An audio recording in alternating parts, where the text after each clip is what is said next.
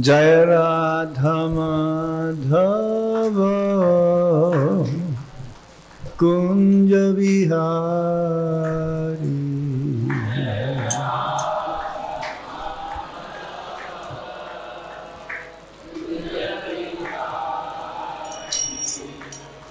Jaya Radha Madhava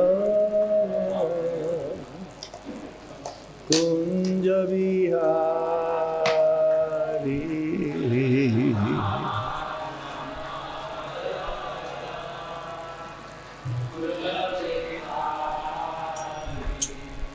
Gopi Jana Vallabha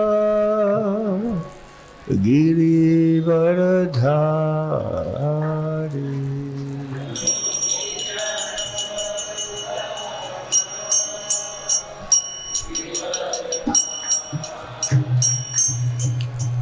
Gopi Jana Vallabha Giri Varadhari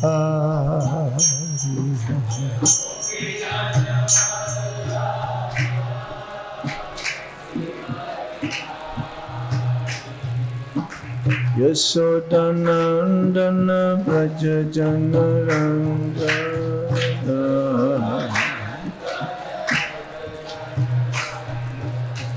Yasodanandana Braja Janardan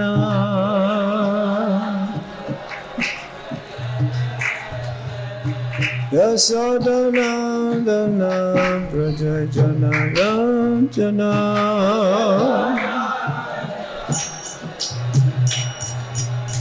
Yamuna Tira Vanachari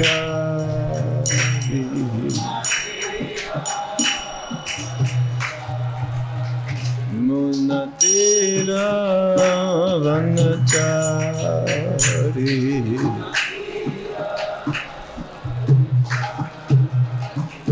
Jaya Radha Madhava Kunja Vihari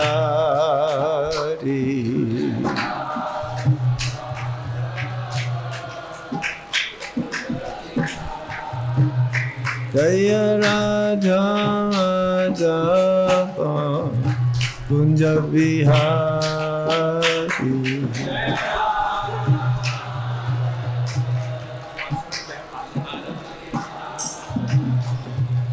Gopi Jana Vallabha Giri Varadhari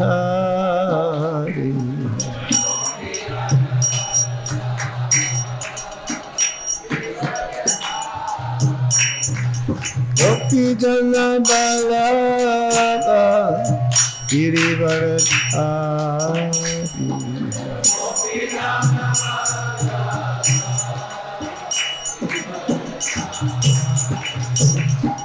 Yasodanandana Vraja Janarandana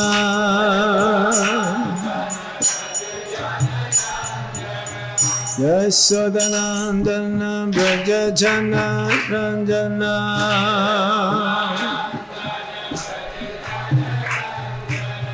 Yasodanandana Vraja Janarandana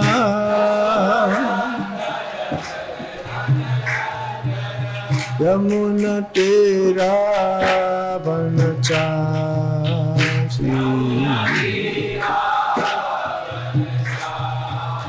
Yamuna Tira Vanachari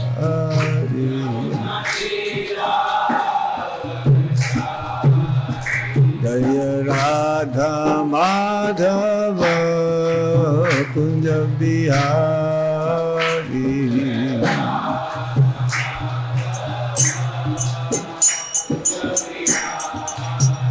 Jaya Radha Madhava Kunja Vihari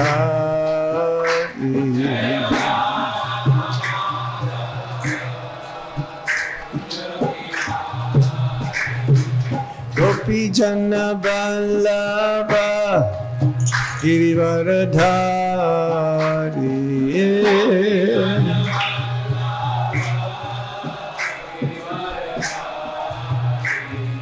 Gopi Jana Vallabha Girivaradhari.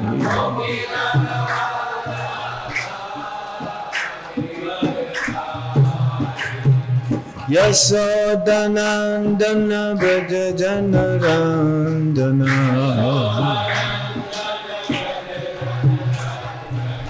Yasodhanandana Braja Janarandana.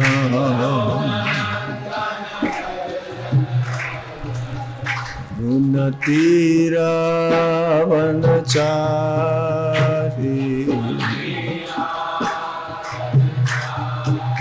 Yamunatira Vanachari.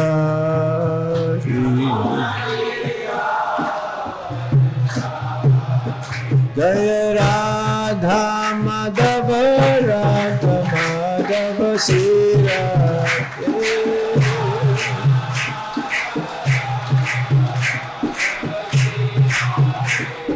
Radha Madhava Radha Madhava Sira.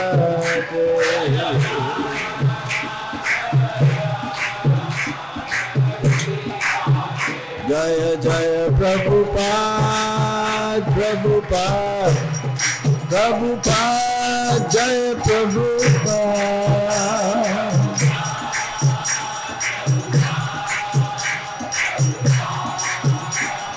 Nitai go Hari Bol Hari Bol Hari Bol go Hari Bol.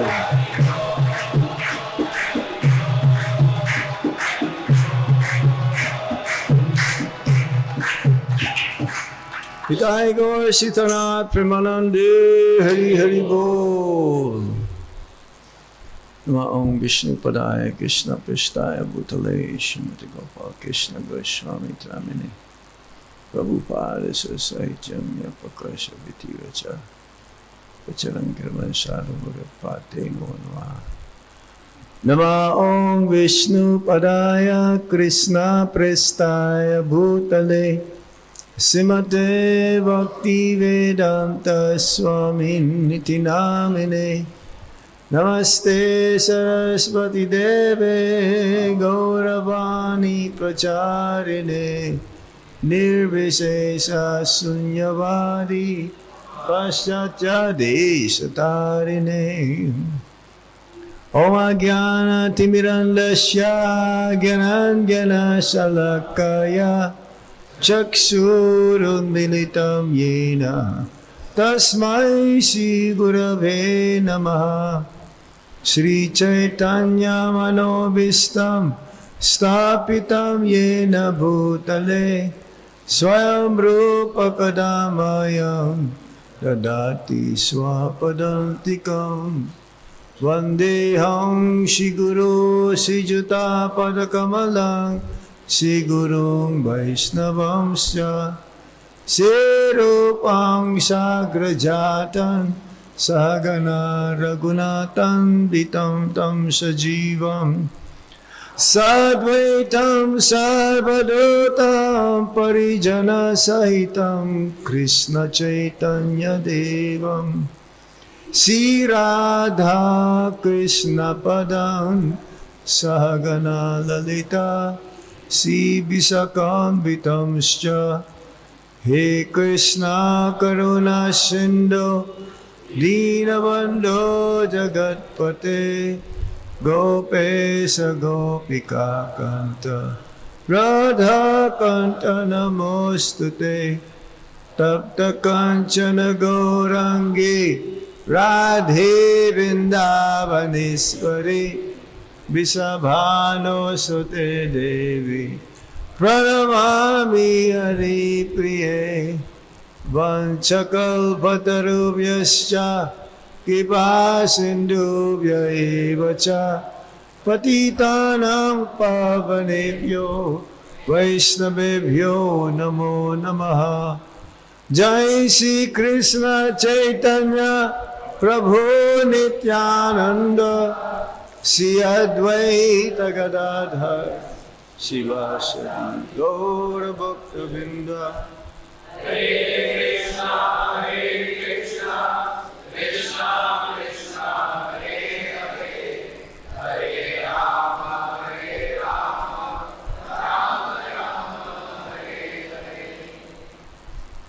Which verse are you reading from the Bhagavatam? Are we going to speak in the Bhagavatam or Haridas Thakur?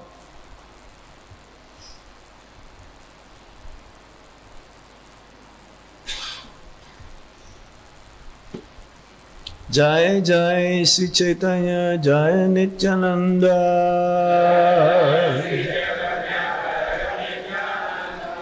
Jai Dvaita Chandra Jai Gaura Bhakta Vrinda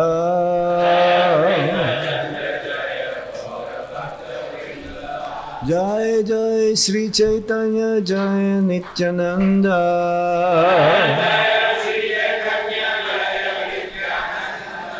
Jaya Dvaita Chandra Jaya Gaura Bhakta Vrinda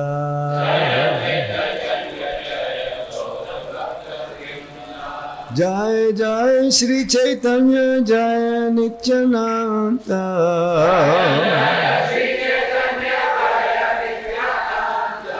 Jaya Dvaita Chandra Jaya Gaura Bhakta Vrinda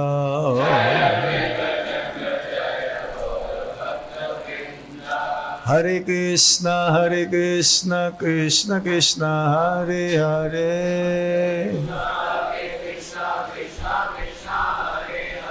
Hare Rama, Rama Rama, Hare Hare.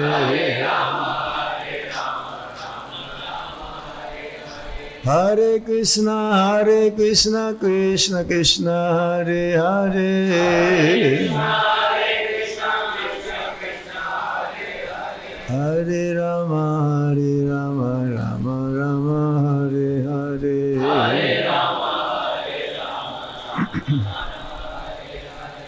So today is most auspicious day, being the disappearance day, Tirubhav Titi, of Srila Haridas Thakur. आज सबसे महान दिवस है, महान शुभ दिवस है, तिरुभाव दिवस है श्रीला हरिदास ठाकुर का. So do you know who's Srila Haridas Thakur?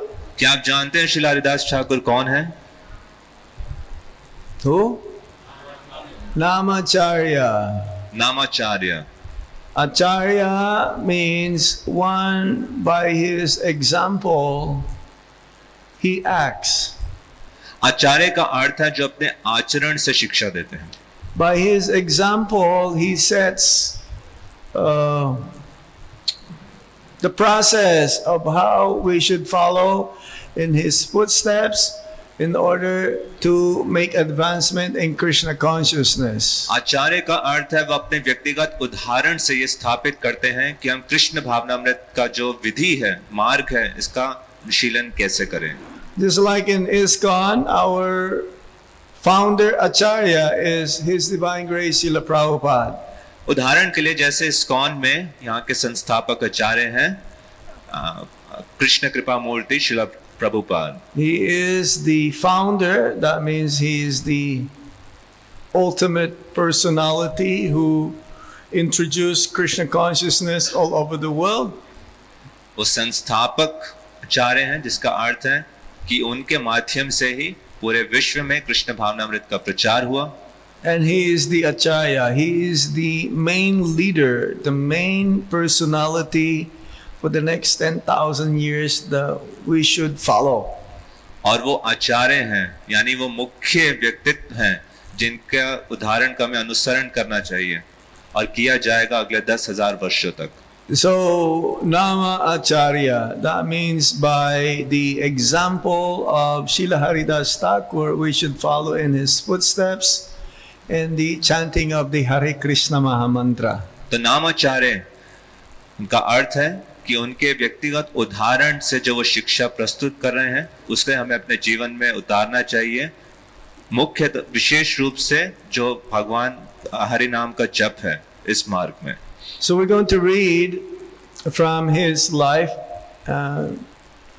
and also the chapter from the Chaitanya Charitamrita, chapter 11 of the Antya Lila, whereby the title is The Passing of Haridas Thakur. तो हम उनके जीवन के विषय में पढ़ेंगे और चैतन्य चरितामृत का जो अंत्य लीला है उसका अध्याय 11 जिसका शीर्षक है हरिदास ठाकुर का महाप्रयाण। In the Gaura Ganudesh Deepika, number 93, 94, and 95, it describes the personality who is Haridas Thakur. गौर गणोदेश दीपिका में ये बताया गया है कि हरिदास ठाकुर कौन है कृष्ण लीला में। We will see his identity, who is Haridas Thakur. हम जानेंगे वो वास्तव में वो कौन है। The Gaura Ganudesh Deepika is written by Kavi Karnapur. गौर गणोदेश दीपिका का संकलन श्रीला कवि कर्णपुर ने किया, whereby it explains who are these eternal associates. जिसमें वो बता रहे हैं कि महाप्रभु के जो नित्य पार्षद हैं Of Lord Chaitanya Mahaprabhu, who are they and what is their identity in relation also to Lord Krishna or in his other pastimes. तो इनकी पहचान क्या है भगवान कृष्ण के साथ और कृष्ण लीला में और उनके अन्य लीलाओं में।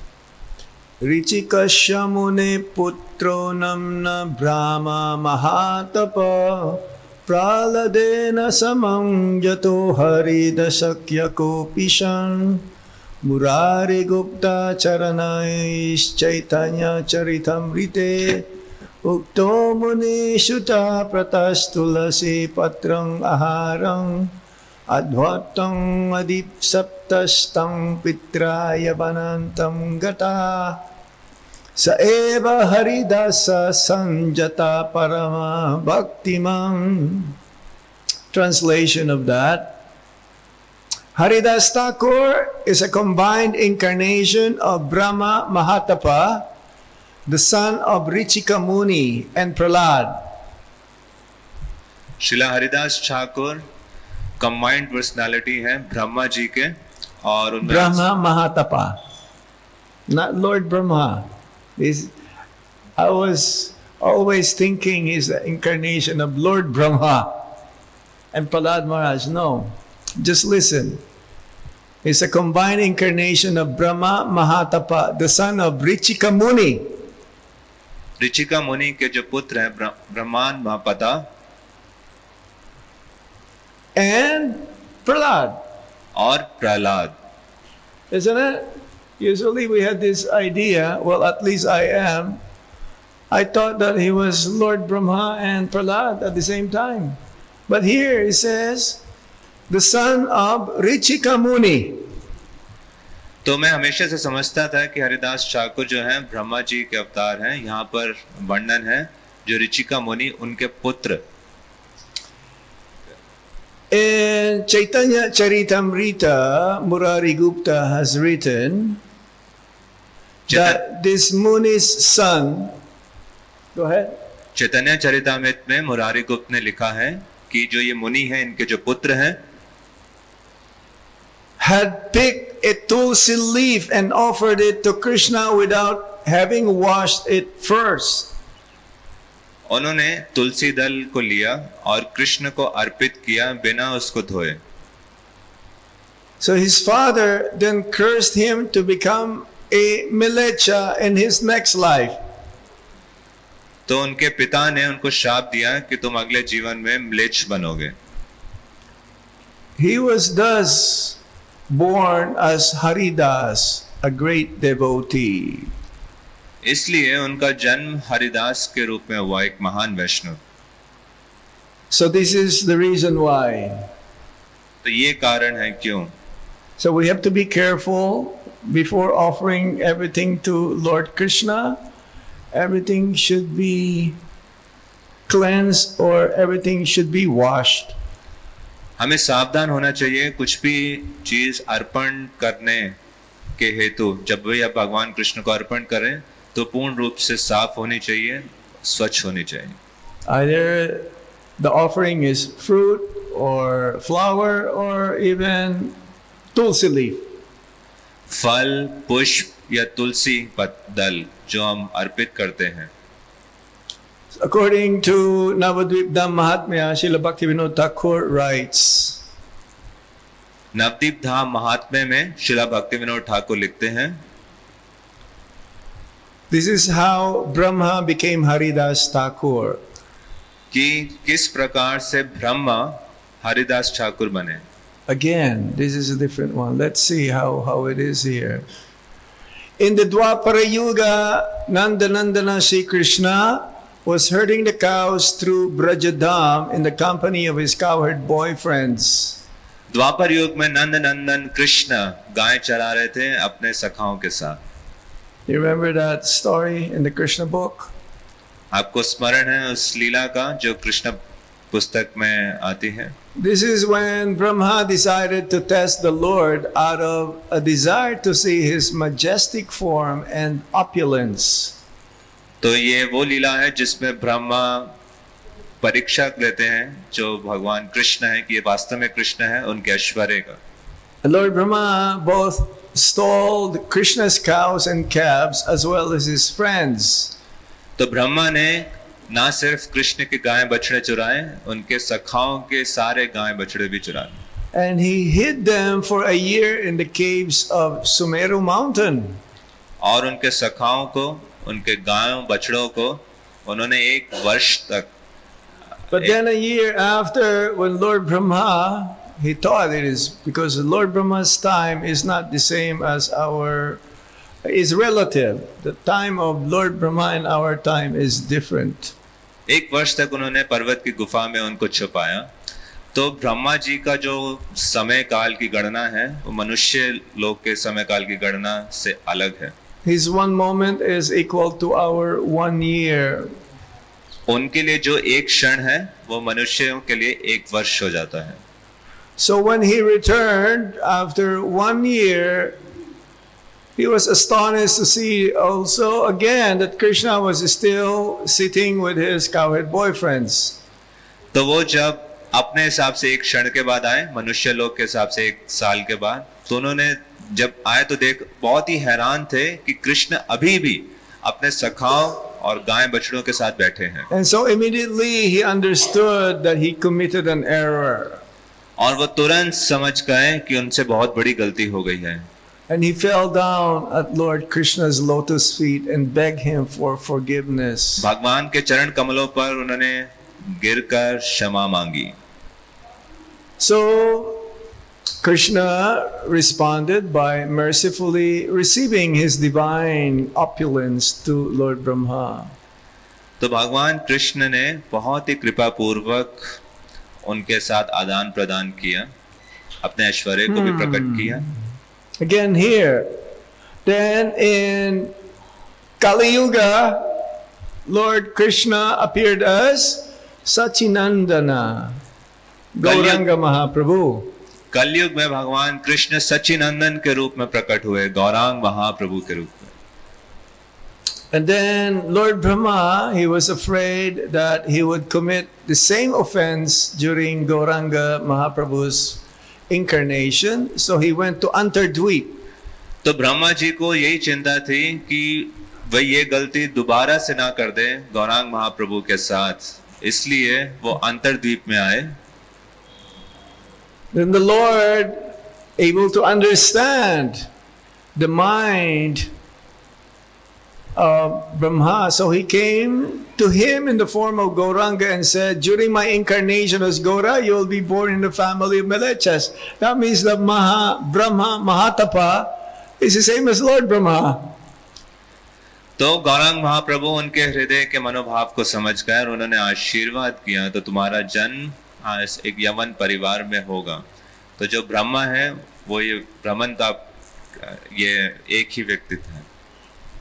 Yeah, so as not to commit an offense to Gauranga Mahaprabhu, he was born as a Milecha. तो Lord Brahma was born as a Milecha, and that is Haridas Thakur again. तो ब्रह्मा जी एक म्लेच्छ के रूप में जन्म लेते हैं गौर लीला में, अपना पश्चाताप करते हुए कि वह पुनः उस गलती को ना दोहराएं जो उन्होंने कृष्ण लीला में की. He says that a Vaisnava may take birth in a lowly family, but that doesn't diminish his greatness. शास्त्रों में कहा गया है, हो सकता है वैष्णव एक नीचे कुल के परिवार में जन्म ले, परंतु इससे उसकी महानता कम नहीं होती. A Vaishnava may take birth in a lowly family, but that only says that because he's the best of all humanity, it doesn't matter what kind of birth he may take. उसका जन्म किसी भी परिवार में हो, वो पूरे मनुष्य में सर्वश्रेष्ठ व्यक्ति के रूप में विख्यात होता है. इसलिए इस बात की कोई परवाह नहीं कि उसका जन्म कौन से परिवार में हो. So Haridas Thakur was born in a low caste family, but on the Lord's order to show the caste and class have no importance at all, he is considered by Lord Chaitanya as Namacharya because he's always chanting the Hare Krishna Maha Mantra. तो हालांकि उनका जन्म एक निम्न कुल निम्न जाति के परिवार में हुआ, परंतु भगवान उनके उदाहरण से शिक्षा स्थापित करना चाहते थे कि वैष्णव के संदर्भ में कुल जाति का कोई प्रभाव नहीं पड़ता. The scripture says that it doesn't matter which birth a Vaishnava may take, but he's still considered to be worshipable. Shastri स्पष्ट रूप से बताते हैं कि इस बात से कोई फर्क नहीं पड़ता कि वैष्णव का जन्म कौन से परिवार से है, वो पूजनीय है. So the caste doesn't have anything to do with the greatness of Vaishnava. One may take birth in a higher caste, but if he is not a devotee of the Lord, he will go to hell. तो कुल जाति का फर्क नहीं पड़ता वैष्णव की महानता पर. हो सकता है किसी का जन्म बहुत अच्छे कुल में हो, परंतु अगर वो भगवान का भक्त नहीं है तो उसका जो गति है वो नरक लोक है. And Haridas Thakur, he took birth in a low caste just to bear witness to these scriptural statements. और नामाचार्य हरिदास ठाकुर जिनका जन्म निम्न कुल में हुआ, वो शास्त्रों की सुक्ति को स्थापित करते हैं. He was compared also to Prahlad, who was born in a family of demons, or even Hanuman, who took birth as a monkey. उनकी तुलना प्रहलाद महाराज से भी की जाती है, जिनका जन्म आसुरिक परिवार में हुआ, या हनुमान से जो वानर के रूप में प्रकट हुए. So superficially they belong to a low caste or low birth, but they are the greatest devotees of the Lord. हालांकि उनका जन्म निम्न परिवार में हुआ, परंतु भगवान के सर्वश्रेष्ठ भक्तों में से हैं. Says here, Namacharya Das Haridas Thakur, he appeared in Burhana village, which is currently an administrative region in the Satikar subdivision. बुरहाना गांव में नामाचार्य हरिदास ठाकुर का जन्म हुआ, जो सबर्ब डिवीजन है. Of Khulna in Bangladesh. खुलना बांग्लादेश में. Yes. According to some people, Haridas Thakur was born in a Brahmin family. कई लोग ऐसे कहते हैं कि हरिदास ठाकुर का जन्म ब्राह्मण परिवार में हुआ. His father's name was Sumati and his mother's name is Gauri. कि माता का नाम गौरी और पिता का नाम सुमति है. His parents died when he was young, so he went to live with a Muslim couple named Khan in the village of Halimpur. So his parents died, and then Muslim family took care of him. तो ऐसा भी वर्णन आता है कि जब उनके माता पिता का निधन हो गया, जो ब्राह्मण थे, तो उनका जो देखरेख है एक मुस्लिम परिवार ने किया. So he was brought up then into an Islamic environment. तो जो मुसलमान का जो वातावरण है, इस्लामिक वातावरण में उनका पालन पोषण हुआ. According to Advaita Vilas, Haridas Thakur was born in 1372. That means in our year it's 1451. 1372 अद्वैत विलास के अकॉर्डिंग उनका जन्म हुआ, और हमारे ईयर कैलकुलेशन के हिसाब से 1452 में. So according to this version, Haridas Thakur was like an orphan. इस वर्जन के अनुसार हरिदास ठाकुर एक ऑर्फन थे, अनाथ थे। Haridas Thakur is 35 years older than Sri Chaitanya Mahaprabhu. उनकी आयु चैतन्य महाप्रभु से 35 वर्ष श्रेष्ठ है। And according to Advaita Vilas version, Nityananda Prabhu was 12 years older than Mahaprabhu. और अद्वैत विलास के अनुसार नित्यानंद प्रभु की जो आयु है वो महाप्रभु से 12 साल बड़ी है। So there is a difference of 23 years old between Haridas Thakur and Lord Nityananda Prabhu's age. तो नित्यानंद प्रभु और हरिदास ठाकुर की जो आयु है उसमें 23 साल का अंतर है।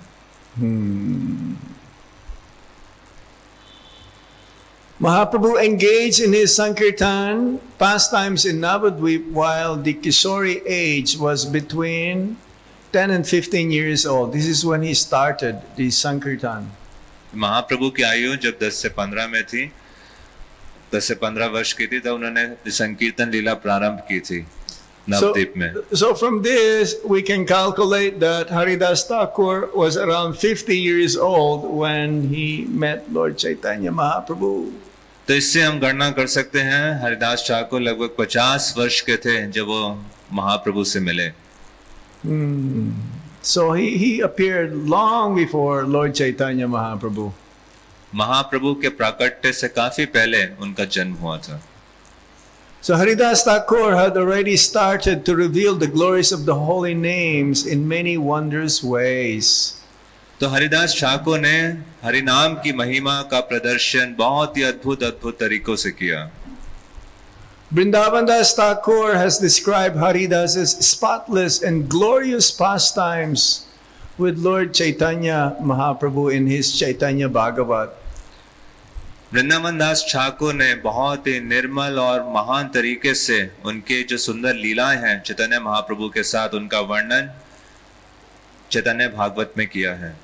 Lord Chaitanya Mahaprabhu is compared to a tree of Bhakti. Chaitanya Mahaprabhu की तुलना भक्ति के वृक्ष से भी की जाती है। And Haridas Thakur is considered to be one of the major branches in that desired tree of devotion. और हरिदास ठाकुर उस वृक्ष की एक मुख्य शाखा के रूप में भी जाना जाते हैं। And he would chant how many rounds every day? और वो प्रतिदिन कितनी माला का जप करते थे? 192 rounds. 192 Mala.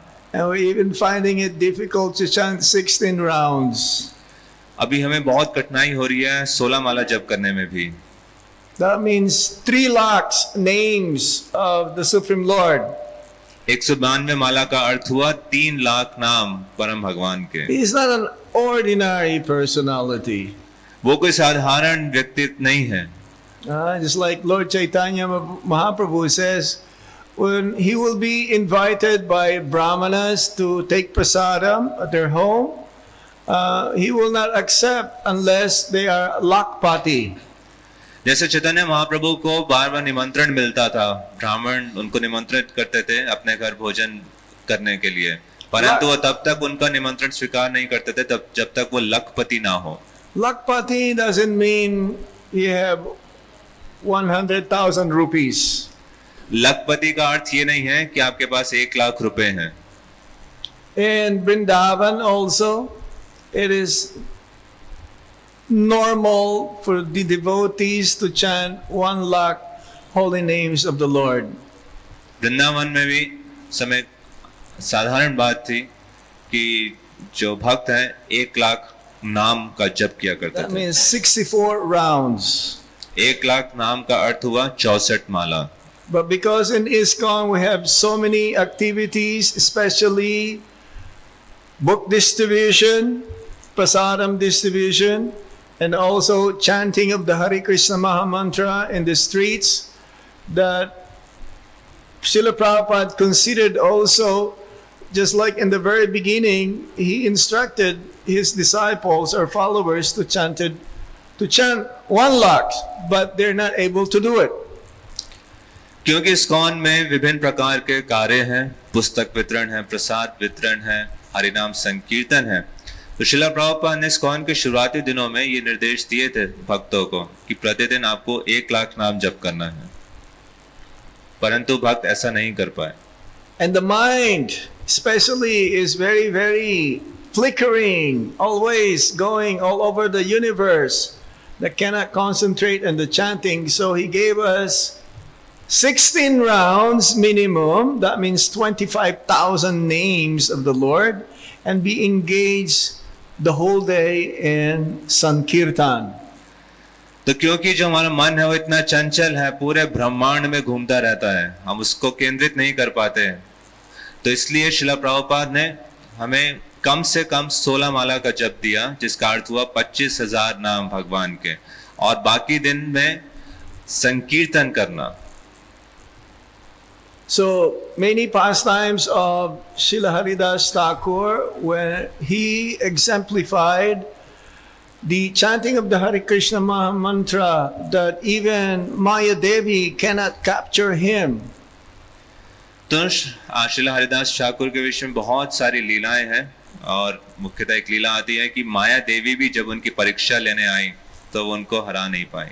Well, first of all, also he was because he is born in a Mohammedan family, and because he was chanting the Hare Krishna Maha Mantra, so the Qazi, who is the Mohammedan ruler, tried to convince him not to chant, because he says only Hindus can chant. Mohammedans should not chant the names of Hindu God.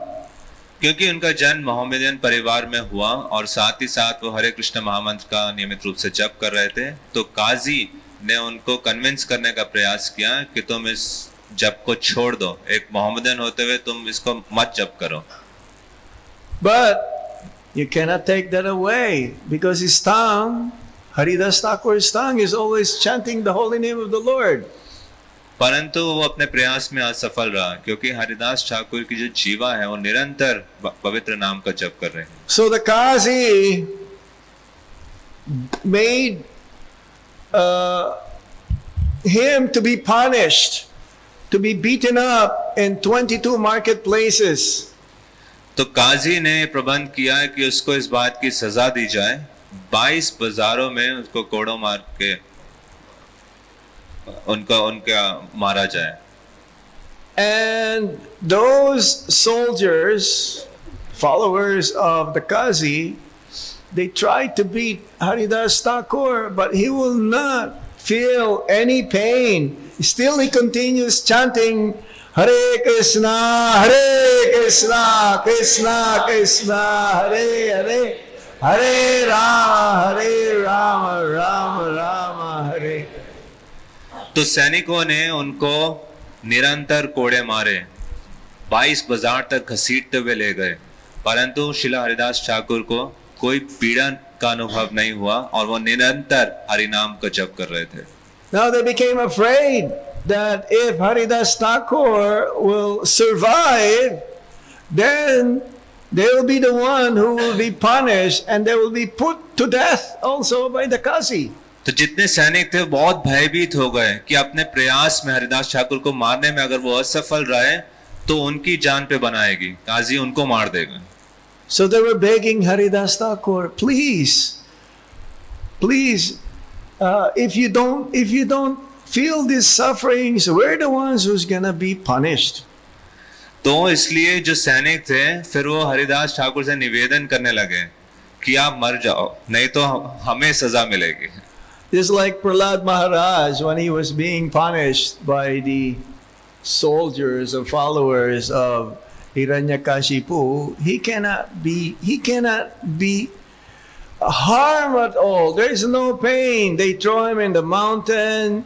They put him in a pit of snake. They even gave him a cake with poison, pierced with trident. And Prahlad Maharaj is always only remembering the Supreme Lord, and he cannot be harmed. Haridas Thakur was the same.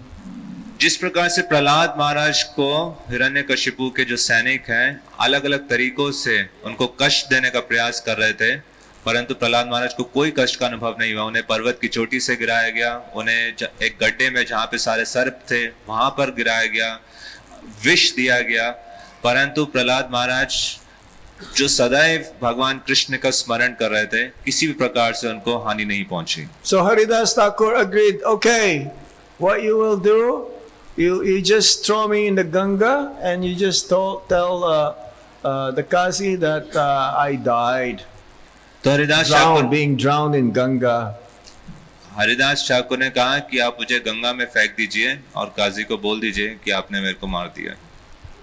But somehow or other, Haridas Thakur, he survived and he ended up in Fulia. परंतु किसी न किसी प्रकार से हरिदास ठाकुर बच गए और वो गए फुलिया में। And he would chant there inside a cave where there is a snake. और वहां एक गुफा में वो जप करते थे, उस गुफा में एक बहुत विषैला सर्प रहता था। So the people were so afraid of the snake. So Haridas Thakur, he concluded that okay, I should live. And तो वहां पे जो लोग आते थे वो इतना भयभीत होते थे उस सर्प से, उनसे बार बार निवेदन करते थे। तो हरिदास ठाकुर ने सोचा कि मैं कोई गुफा छोड़ के चले जाना चाहिए। so instead of the snake going, he understood that Haridas Thakur is very, very sincere in the chanting that he decided, okay, I will leave you alone and I will live. परंतु जब हरिदास ठाकुर लोगों के निवेदन पर गुफा को छोड़ने वाले थे, तभी जो सर्प है वो सबके सामने आया, उनको प्रणाम करके आगे निकल गया। सर्प ने गुफा छोड़ दी। Again, the Kazi, in order to defame Haridas Thakur, to let the people think that he is just pretending to be an advanced devotee, a Vaishnava, he wanted to test and put him to fall down, that he sent a prostitute. तो दोबारा से काजी ने उनकी निंदा करने के लिए और उनकी परीक्षा लेने के लिए एक वैश्य को भेजा कि वो वैश्य के साथ संग करे और उनका आध्यात्मिक पतन हो, जिससे उनकी निंदा चारों तरफ फैले। But then Haridas Thakur says, when the prostitute came, okay, I will fulfill your desire to enjoy with me, but you just sit down here. I have not finished my rounds, the quota. So let me chant first, and when I'm finished, then I will fulfill your desire. तो जो वैश्य हरिदास ठाकुर का संग करने गए, तो हरिदास ठाकुर ने उनको कहा कि आप यहाँ पर इंतजार कीजिए, जो मेरा कोटा है हरि नाम जप करने का, मेरी संख्या अभी पूरी नहीं हुई है, पहले मैं वो जप अपना पूरा कर लूं, उसके बाद मैं आपकी इच्छा को पूरा करूंगा। तो Maya Devi, she came in the middle of the night. और जो ये वैश्य थी, ये अर्धरात्रि में आई थी उनके पास। So she was just on the side, and Haridas Thakur was keep on chanting and chanting and chanting, and finally he finished his quota of chanting when the sun started to rise. तो जो वैश्य है वहीं पर इंतजार करने लग गई और हरिदास ठाकुर निरंतर जप कर रहे थे, और उनकी संख्या कब पूरी हुई? जब सूर्योदय हो रहा था। So Maya Devi says, well, I cannot do it now. I'll come back this evening. And Haridas Thakur, yes, you come back this evening. I'll fulfill her desires. So this happened 3 times. तो उस वैश्य ने कहा कि मैं फिर आज शाम में दोबारा आऊंगी। तो हरिदास ठाकुर ने कहा ठीक है, आप दोबारा आइएगा। तो वो दोबारा से शाम में गई, फिर भी हरिदास ठाकुर जप कर रहे थे। तो ऐसा 3 दिन तक चला। And the 3rd night, she became completely purified, because the same thing happened, that he was not able to finish his prescribed number of rounds. When the sun started to rise, she was already also chanting Hare Krishna, Hare Krishna, Krishna Krishna, Hare Hare, Hare Rama, Hare Rama, Rama Rama, Hare Hare. और तीसरी रात्रि तक जब ऐसा हुआ, तो वो वैश्य भी हरिदास ठाकुर के शुद्ध नाम को सुनकर उसका हृदय पूर्ण रूप से परिवर्तित हो गया। जब तीसरी बार सूर्योदय हुआ, तो वैश्य खुद हरि नाम का जप करने लग गई। Maya is very powerful. माया है वो बहुत शक्तिशाली है, but the holy name is more powerful than Maya. परंतु जो हरि नाम है वो माया से ज्यादा शक्तिशाली है. So whenever we are facing the attraction of Maya trying to trick us, we should be chanting the Hare Krishna Maha Mantra. तो जब भी हमें माया का आकर्षण से हम विचलित हो रहे हो तो हमें हरे कृष्ण महामंत्र की शरण ग्रहण करनी चाहिए. And as in the introduction of the book Vaishnava songs, the Acharya's songs, the first publication, it was Achyutananda who actually compiled that, and when he presented it to Prabhupada, it is written there also that the safest place in this world is in Harinam Sankirtan. जब अच्युतानंद स्वामी ने वैष्णव भजन की जो book है उसको संकलित किया और श्रीला प्रभुपाद को समर्पित किया तो उसकी भूमिका में श्रीला प्रभुपाद लिख रहे हैं पूरे भौतिक अस्तित्व में सबसे सुरक्षित स्थान जो है वो है कीर्तन रस का. So yes, we have to be very, very careful not to be attracted and succumb in Maya's dictation, and we can only do that by chanting the Hare Krishna Maha Mantra, following in the footsteps of Srila Haridas Thakur. तो हमें बहुत ध्यान रखना चाहिए कि जो माया के द्वारा दिए गए नाना प्रलोभन है उनसे हम आध्यात्मिक जीवन में विचलित ना हो. ऐसा तभी संभव है जब हम हरे कृष्ण महामंत्र का पूर्ण रूप से आश्रय ग्रहण करेंगे. So the last 18 years of Lord Chaitanya Mahaprabhu's Leela, he spent it in Jagannath Puri. और आखिरी 18 वर्ष जो महाप्रभु श्रीला हरिदास ठाकुर ने जगन्नाथपुरी में व्यतीत किए. And along with Lord Chaitanya Mahaprabhu, his eternal associates also accompanied him.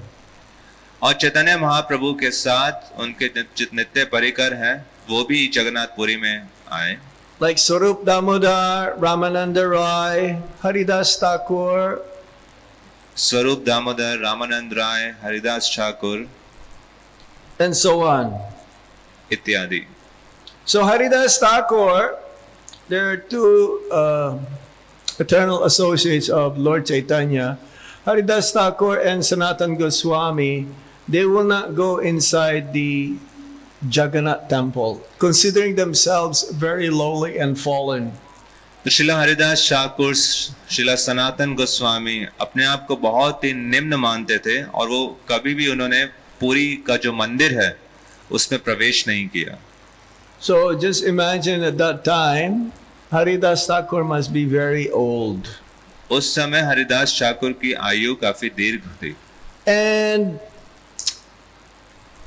he would only be in his ashram, and every day Lord Chaitanya Mahaprabhu will send prasadam to him. तो वो प्रतिदिन Jagannath Prasad. अपने आश्रम में रहते थे और गौरांग श्री चैतन्य महाप्रभु उनके लिए जगन्नाथ प्रसादम भेजा करते थे. So one of the associates of Lord Chaitanya Mahaprabhu, he came to bring Mahaprasad to Haridas Thakur. तो महाप्रभु के एक नित्य परिकर प्रतिदिन की तरह उनके लिए महाप्रसाद लाए. It was Govinda, personal servant of Sri Chaitanya Mahaprabhu. Shri Chaitanya Mahaprabhu के जो व्यक्तिगत सेवक थे गोविंद, वो उनके लिए महाप्रसाद लाए. But when he came, Govinda, he saw Haridas Thakur was lying on his back and chanting his rounds very slowly. तो ये वर्णन आता है कि जब महाप्रभु वहां पर गए तो हरिदास ठाकुर लेटे हुए थे और अपना जप बहुत ही कठिनाई के साथ मंद ध्वनि में कर रहे थे. And then he asked Haridas Thakur, please rise and take your Mahaprasad. तो उन्होंने कहा, गोविंद ने कहा, कृपया उठकर अपना महाप्रसाद ग्रहण करें. But Haridas Thakur said, today I shall be fasting. Haridas Thakur ने उत्तर दिया, आज मैं उपवास रखूंगा. Why? Because I have not finished my chanting. ऐसा क्यों? क्योंकि मैंने अभी अपना जप पूर्ण नहीं किया है. I have not finished my the rounds that I meant to chant. जो मेरी निर्धारित संख्या है मैंने अभी पूरी नहीं की है, How can I eat? तो फिर मैं कैसे खा सकता हूँ? But you have brought Mahaprasad, and how can I neglect it? He says. परंतु तुम महाप्रसाद लाए हो और उसकी उपेक्षा मैं कैसे कर सकता हूँ? So we should follow. I know some devotees, they will not eat the breakfast because they have not finished their rounds, the 16 rounds yet. मैं ऐसे कई भक्तों को जानता हूँ जो सुबह का प्रसाद तब तक ग्रहण नहीं करते जब तक अपनी 16 माला का जप पूरा ना कर लें। It's a good practice. ये बहुत अच्छा अभ्यास है Because of the vow that they become powerful in this way. अपने इस दृढ़ संकल्प के कारण वो शक्तिशाली भी बनते हैं। But because he says if one offers Mahaprasad, then one should honor, at least take the tulsi leaf that came along with the offering. तो परंतु अगर कोई महाप्रसाद अर्पण करे तो उसका हमें सम्मान करना चाहिए, कम से कम तुलसी दल को स्वीकार कर लेना चाहिए। So at least he took a little bit of portion and he ate it. तो उन्होंने हरिदास ठाकुर ने उसमें से उसका जरा सा अंश लिया और उसको ग्रहण किया। And in the purport, Srila Prabhupada says, Mahaprasad is none different from Krishna. तात्पर्य में श्रीला प्रभुपाद लिखते हैं जो महाप्रसाद है वो कृष्ण से अभिन्न होता है। We should honor when we take prasad. It says honoring prasad. Prabhupada says here. तो जब हम महाप्रसाद को खाते हैं तो उसका अर्थ है उसका सम्मान कर रहे हैं। Especially Jagannath Prasad is the most famous in the world. विशेष रूप से जो जगन्नाथ प्रसाद है पूरे विश्व में सबसे प्रसिद्ध है। Especially when you see that basket, you know, when it's made of some kind of leaf, yeah, that travels all over the world. और जो विशेष रूप से जो जगन्नाथ प्रसाद का जो डब्बा है वो इतना प्रसिद्ध है और पूरे विश्व में यात्रा करता है। That's Krishna Balaram Mahaprasad travels all over the world here. जो यहाँ पे कृष्ण बलराम का महाप्रसाद है क्या ये पूरे विश्व में भ्रमण करता है? Maybe sometimes. शायद कभी कभार। Kabhi. But not all the times, right? परंतु हमेशा नहीं। Maybe some devotees will come here from Russia and then you give some Mahaprasad of Krishna Balaram, then that will go to Russia also. जैसे यहाँ पे Russia से कोई भक्त आए उनको आप महाप्रसाद हो कृष्ण बलराम का तो शायद वो रशिया तक चला जाए। Yes.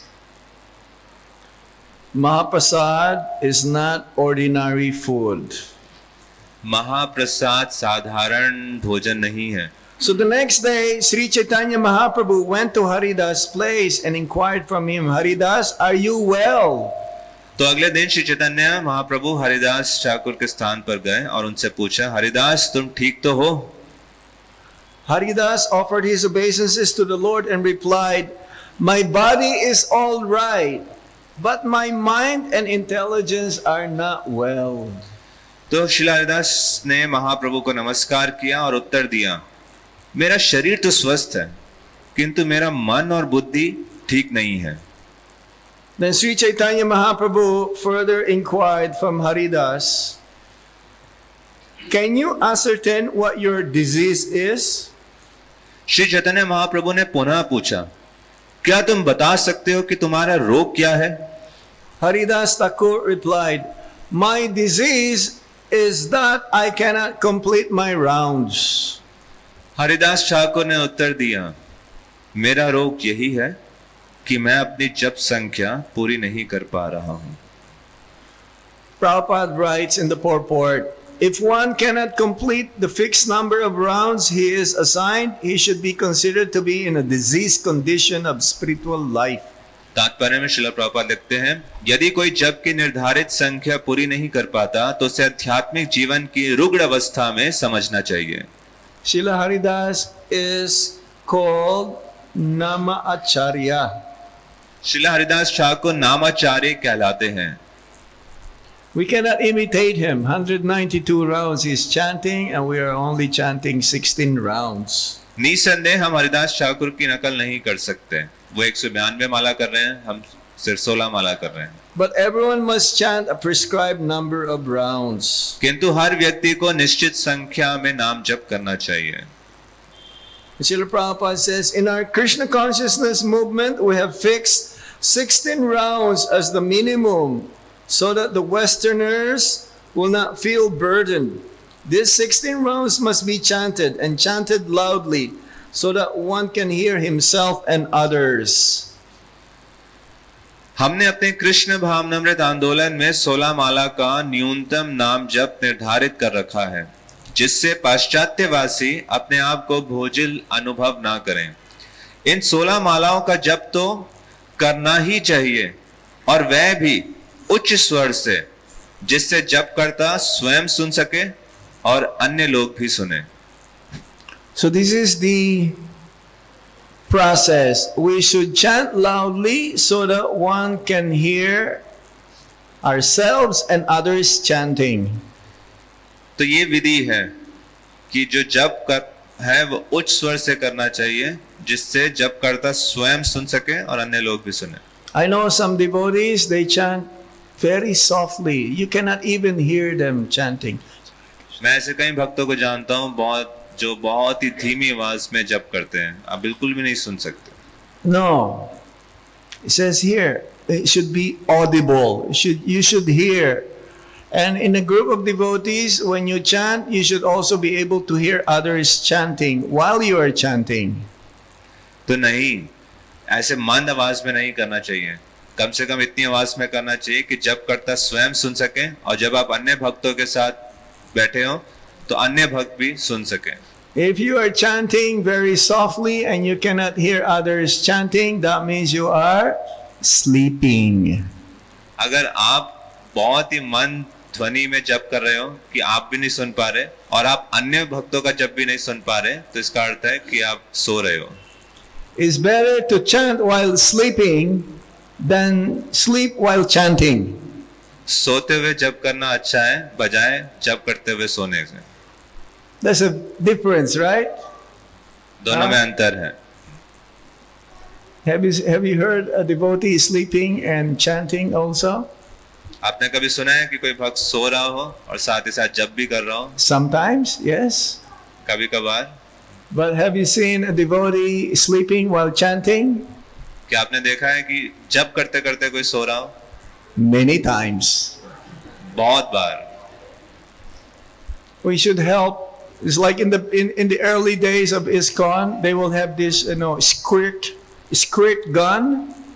So when the devotee will be just like nodding up, they'll be shot by this squirt gun with the water, and then he'll तो शुरुआत yeah, like this, yes. तो शुरुआती दिनों में ISKCON में जो भक्त है, एक ऐसे गन आती है पिचकारी की तरह, इस तरह से, तो इसको साथ में रखते थे, और कोई थोड़ा भी निद्रा में जाता था तो उसके ऊपर ये पिचकारी मारी जाती थी। Or better, you can squirt yourself than others while chanting if you're falling asleep. Or Prabhupada says, if falling asleep, stand up. और बजाय दूसरे भक्त पिचकारी मारे, अगर नींद आ रही है तो खुद अपने मुंह पे भी मार सकते हैं। और श्रीला प्रभुपाद का निर्देश है कि अगर किसी को नींद आ रही है जप करते समय तो खड़े हो जाए। You've seen the video of Prabhupada walking, pacing himself in his room while chanting. आपने वो वीडियो देखा जिसमें श्रीला प्रभुपाद अपने कमरे में चलते हुए जप कर रहे हैं? Lord Chaitanya Mahaprabhu says, you're already old. Why don't you reduce your number of rounds? तो श्री चैतन्य महाप्रभु ने हरिदास ठाकुर से कहा कि अब तुम वृद्ध हो गए हो, इसलिए अपना जो नित्य जप है उसकी संख्या घटा क्यों नहीं देते? You're already a liberated soul. You must, and therefore you do not need to follow the regulative principles. तुम तो पहले से मुक्त हो, अतएव तुम्हें कठोरता से नियमों का पालन करने की आवश्यकता नहीं है। No, this is the determination. This is the strictness of Srila Haridas Thakur. ये श्रीला हरिदास ठाकुर की दृढ़ता है। And another example was given in the purport, just like Raghunath Das Goswami. तात्पर्य में श्रीला प्रभुपाद उदाहरण देते हैं रघुनाथ दास गोस्वामी का। Raghunath Das Goswami will offer 2,000 obeisances to the Vaishnavas. Raghunath दास गोस्वामी 2000 प्रणाम अर्पित किया करते थे वैष्णवों को, And 1,000 times to the deities. और 1000 बार अर्च विग्रहों को. And they will also do chant many rounds every day. और साथ ही साथ बहुत ज्यादा संख्या में The 6 नाम जप करते Goswamis, थे. they will do parikrama, Govardhan parikrama every day also. जो षट गोस्वामी हैं वो प्रतिदिन गोवर्धन की परिक्रमा करते थे, Because they are very determined in executing these regulative principles, even though they are Nitya Siddhas. क्योंकि वो बहुत ही दृढ़ संकल्प थे और सभी विधि विधानों का कड़ाई से पालन करते थे, हालांकि वो नित्य सिद्ध है. See, the whole purpose of this is also because Haridas Thakur is getting old. So he knew also that Lord Chaitanya Mahaprabhu's pastimes will be wound up very soon. तो हरिदास ठाकुर इस बात से अवगत थे कि महाप्रभु अपने लीला का समापन करने वाले हैं. And his wish was he cannot bear to see Lord Chaitanya Mahaprabhu living before him. और वो इस बात को सहन नहीं कर पा रहे थे कि महाप्रभु अप्रकट हो जाएंगे. So his wish is that he will live himself first before Lord Chaitanya Mahaprabhu. तो उनकी इच्छा ये थी कि वो खुद अप्रकट हो जाए महाप्रभु के अप्रकट होने से पहले. This is just like the same as Bhishmadev. ये भीष्म देव की तरह है. Bhishmadev, he wished to see Lord Krishna first before leaving his body. So his prayer also is that the lotus feet of Lord Chaitanya Mahaprabhu can be also touched and touch his body before he left his body. जैसे भीष्म देव की अंतिम इच्छा थी कि कैसे वो भगवान के दर्शन करते हुए शरीर छोड़े, उसी प्रकार से श्री हरिदास ठाकुर की भी इच्छा थी कि गौरांग महाप्रभु के चरण कमलों को ने छाती पर धारण करते हुए वे शरीर को छोड़े. This is the goal of the devotees, to attain the Lord's lotus feet. ये वैष्णवों का लक्ष्य है, कैसे भगवान के चरण कमल को प्राप्त करें. Have you been to that place, Siddhabakul, where Lord Chaitanya Mahaprabhu, he put the body in the samadhi of Haridas Thakur? तो क्या आप उस स्थान पर गए हैं जहाँ सिद्ध बकुल, जहाँ पर श्री चैतन्य महाप्रभु ने हरिदास ठाकुर का जो समाधि दी थी? So when Haridas Thakur passed away, Lord Chaitanya Mahaprabhu, he begged from everyone in order to celebrate, because the passing of a pure devotee is very hard to accept, but at the same time it is glorious. तो चैतन्य महाप्रभु ने स्वयं सबसे भिक्षा मांगी थी हरिदास ठाकुर के प्रकट होने के बाद. तो कोई इतना महान वैष्णव जब अप्रकट होता है तो बहुत ही कठिन होता है उसको सहना, परंतु उसका जो प्रयाण है बहुत ही यशस्वी और महिमामयी होता है.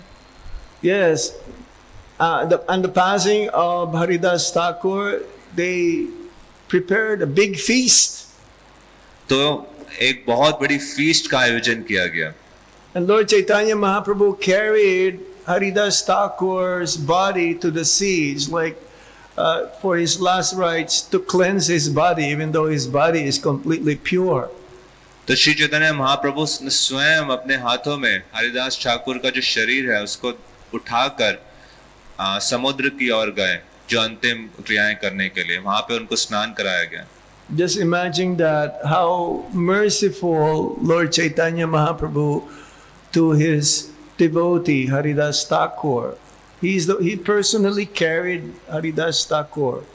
अब सोच के देखिए कि महाप्रभु का कितना प्रेम था हरिदास ठाकुर के प्रति. स्वयं वो हरिदास ठाकुर के शरीर को उठाकर जा रहे हैं. Put him in samadhi. और उनको समाधि दी. So today is most auspicious day. We are observing the disappearance day of Srila Haridas Thakur. तो आज बहुत ही शुभ दिवस है जब हम मना रहे हैं श्री हरिदास ठाकुर का तिरोभाव दिवस। You can read also that pastimes in the 11th chapter of the Antya-lila Chaitanya Charitamrita. तो आप इस लीला को स्वयं भी पढ़ सकते हैं चैतन्य चरितामृत अंत्य लीला अध्याय 11 में। We just didn't have time to read the whole chapter. हमारे पास समय नहीं है कि हम इस पूरे चैप्टर को पढ़ सकें। But we should pray today to Haridas Thakur to bestow his mercy upon all of us. आज हमें प्रार्थना करनी चाहिए श्रीला हरिदास ठाकुर से कि उनकी कृपा हमें प्राप्त हो, to follow in his footsteps, और हम उनके दिखाए हुए मार्ग का अनुसरण करें, to follow his example on how he is very determined to finish his rounds. और उनके जो उदाहरण है उसको पालन करें कि कैसे वो इतने दृढ़ संकल्पित है, प्रतिदिन अपने नाम जप की संख्या को पूरा करते थे। May he bless us to chant our prescribed number of rounds attentively without any offenses. हमें उनका आशीर्वाद प्राप्त हो कि हमारी जितनी भी संख्या है हम उसका जप पूरा कर सके ध्यान पूर्वक निरपराध होकर। May he bless us to become an instrument in spreading the holy name around to whom we ever meet. और हमें उनका आशीर्वाद प्राप्त हो जिसके माध्यम से हम वो माध्यम बन सकें कि जिस हरि नाम की महिमा का प्रचार हो सके। May he bless us to have the taste for chanting the Hare Krishna Mahamantra. हमें उनके आशीर्वाद प्राप्त हो जिसके माध्यम से हमारी रुचि जागृत हो हरि नाम के जप में। And may he bless us to go back home, back to Godhead in this lifetime. और उनके आशीर्वाद के माध्यम से हम वापस भगवत धाम जा सकें इसी जीवन के अंत में। Srila Haridas Thakur ki jai. Srila Prabhupada ki jai. Tayi go Shitanath Premanandi Hari Hari Bol. His Holiness Bhakti Anugraha Janardan Swami Maharaj ki Hare Krishna. Srila Prabhupada ki jai। I will stop here. Any question? One or two question? Yes. Hare Krishna, Prabhuji. Prabhuji, my question is just like you said that Haridas Thakur was born in an Islamic family. You have a very beautiful voice, so don't put the mic too close to your mouth. Sir. Okay. Is it fine now? Yeah. So, just like you said that Haridas Thakur ji was born in an Islamic. Haridas Thakur ji was born in an Islamic family. Yeah. So in that environment, he started his bhakti. He started to chant 192 rounds. So how, without any association of devotees, how he became that great devotee? Well, without the association of devotees, but he was instructed by the Paramatma to chant. Achha. The great personalities, they're always with Krishna. तो प्रभु जी का प्रश्न है, हालांकि उनका जन्म हम देखते हैं एक मोहम्मदन परिवार में हुआ और वो 192 माला का जप कर रहे थे, तो बिना भक्तों के संग के वो कैसे उन्होंने अपनी भक्ति प्रारंभ की और कैसे इतना उच्च स्तर को प्राप्त किया। तो महाराज उत्तर दे रहे हैं कि स्वयं परमात्मा उन्होंने निर्देशन दिया, एक जो महान भक्त है वो सदैव कृष्ण के संपर्क में रहते हैं। Ultimately, he also got the association later on. We didn't hear that he was chanting 192 rounds when he was a boy. Yes. We did not hear that. ऐसा नहीं है कि वो जीवन की शुरुआत से 192 माला कर रहे थे। Usually, we start to be inspired to chant Hare Krishna Mahamantra, most of us, when we meet devotees or our spiritual master. तो अधिकतर भक्त को हरे कृष्ण महामंत्र जप करने की प्रेरणा मिलती है जब भक्तों के संग में आकर और आध्यात्मिक गुरुओं के जब हम जीवन को देखते हैं। My question is that who was his spiritual master? That I cannot speculate. Is this Madhavendra Puri? No. It's not. I don't.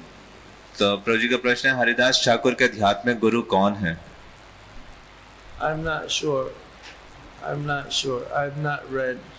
I'm sure if we keep reading, we'll find out.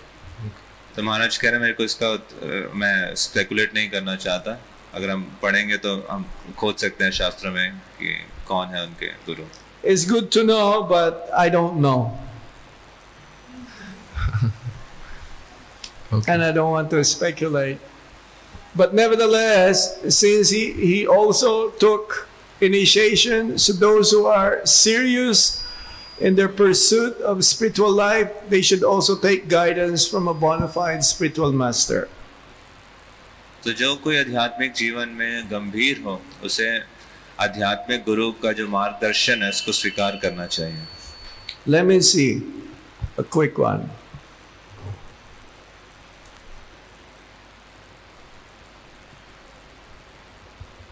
We can ask back to Google.